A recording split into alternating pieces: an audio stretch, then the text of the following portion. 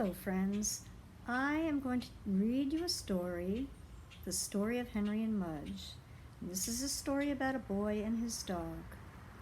And here it comes in a box set. It's called Henry and Mudge, and this is the first one in the book, in the series.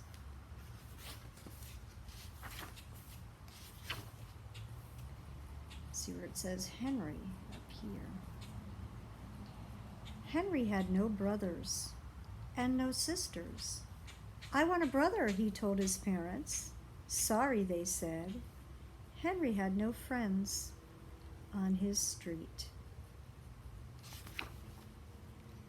"I want to live on a different street," he told his parents.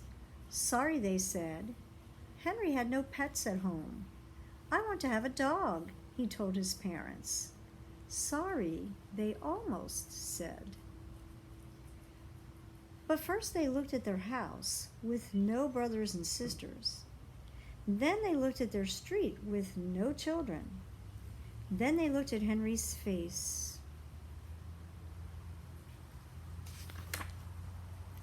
Then they looked at each other. "Okay," they said. "I want to hug you," Henry told his parents, and he did. Now we're going to hear about Mudge. Henry searched for a dog. "Not just any dog," said Henry. "Not a short one," he said. "Not a curly one," he said. "And no pointed ears." Then he found Mudge. Mudge had floppy ears, not pointed. And Mudge had straight fur, not curly. But Mudge was short because he was a puppy. Henry said, "He'll grow." And did he ever? He grew out of his puppy cage. He grew out of his dog cage. He grew out of 7 collars in a row. And when he finally stopped growing,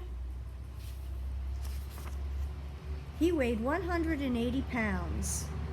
He stood 3 feet tall, and he drooled. "I'm glad you're not short," Henry said. And Mudge licked him, then sat on him. Henry used to walk to school alone. When he walked, he used to worry about tornadoes, ghosts, biting dogs, and bullies. He walked as fast as he could. He looked straight ahead. He never looked back. But now he walked to school with Mudge.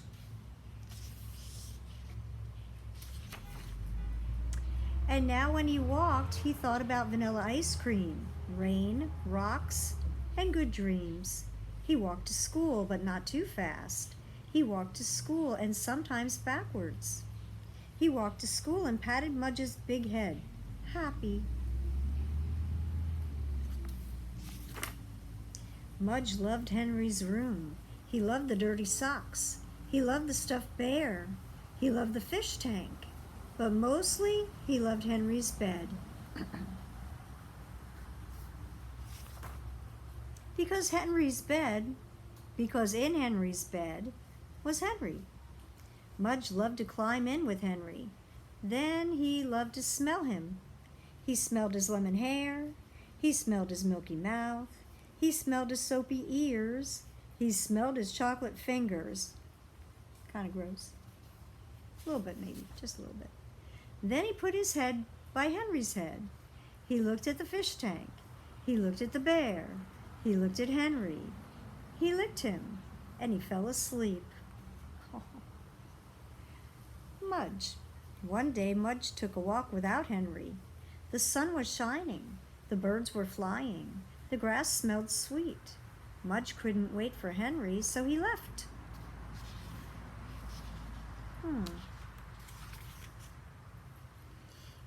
He went down one road, sniffing the bushes, then down another road, kicking up dust. He went through a field, across a stream, into some pine trees, and when he came out on the other side, he was lost. He couldn't smell Henry. He couldn't smell his front porch. He couldn't smell the street he lived on. Mudge looked all around and didn't see anything or anyone he knew. He whined a little, alone without Henry. Then he lay down, alone without Henry. He missed Henry's bed. I bet he did. Henry. Henry thought Mudge would be with him always. He thought Mudge made everything safe. He thought Mudge would never go away.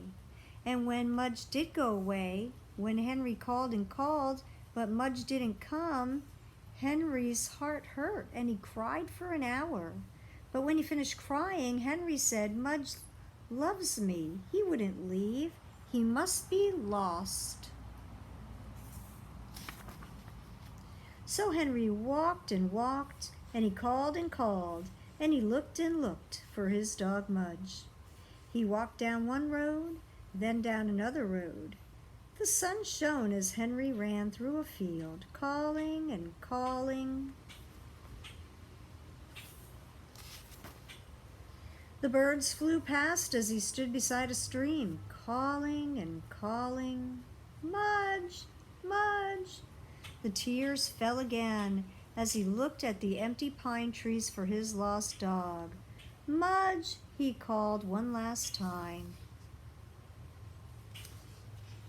What do you think will happen? Will he find his dog? I don't know. Let's find out. And Mudge woke up from his lonely sleep, then came running. Ah, it was a dream. Henry and Mudge. Every day when Henry woke up, he saw Mudge's big head, and every day when Mudge woke up, he saw Henry's small face. They ate breakfast together at the same time. They ate supper at the same time. And when Henry was at school, Mudge just lay around and waited. Mudge never went for a walk without Henry again. And Henry never worried that Mudge would leave. Because sometimes in their dreams they saw long silent roads, big wide fields, deep streams, and pine trees. In those dreams, Mudge was alone, and Henry was alone. So when Mudge woke up, he knew Henry was with him. He remembered the dream and stayed closer.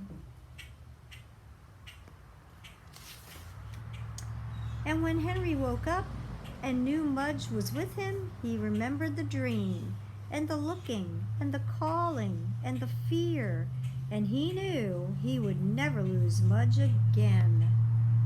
The end. And that is the end of our story. Until the next time. Bye-bye.